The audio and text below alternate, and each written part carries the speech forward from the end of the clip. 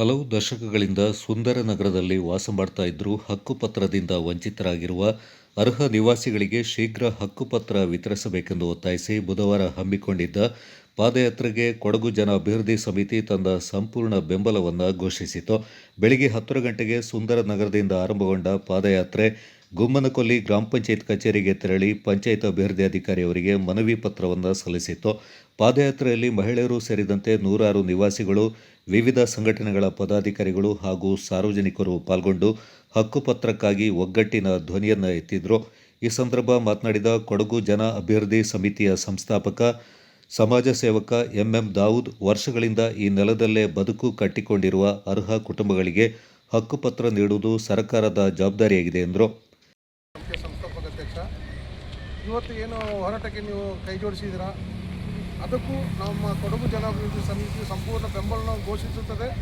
ಯಾವುದೇ ರೀತಿಯ ಒಂದು ನ್ಯಾಯಯುತವಾದ ಒಂದು ಹೋರಾಟಕ್ಕೆ ಯಾವತ್ತೂ ರಾತ್ರಿ ಹಗಲಂತ ಇಲ್ಲದೆ ನಾವು ನಿಮ್ಮ ಜೊತೆ ಕೈ ಜೋಡಿಸ್ತೀವಿ.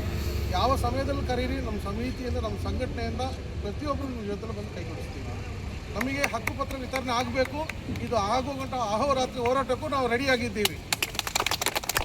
ದಲಿತ ಸಂಘರ್ಷ ಸಮಿತಿಯ ಭೀಮಾ ಘರ್ಜನೆಯ ಜಿಲ್ಲಾಧ್ಯಕ್ಷ ಎಂಎಲ್ ನಾಗರಾಜು ಮಾತನಾಡಿ, ಇದು ಕೇವಲ ಒಂದು ದಿನದ ಪ್ರತಿಭಟನೆ ಅಲ್ಲ, ಸುಂದರ ನಗರ ನಿವಾಸಿಗಳಿಗೆ ಹಕ್ಕುಪತ್ರ ದೊರೆಯುವವರೆಗೆ ನಮ್ಮ ಹೋರಾಟ ಮುಂದುವರಿಯಲಿದೆ ಎಂದರು.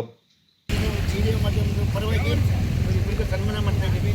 ನಮಗೆ ಮತ್ತಿಂದ 4-5 ತಿಂಗಳಲ್ಲೂ ಕೂಡ ನಮಗೆ ಸಹಕರಿಸಿ ನಮಗೆ ಕೆಲಸ ಮಾಡ್ತಾ ಇದ್ದಾರೆ.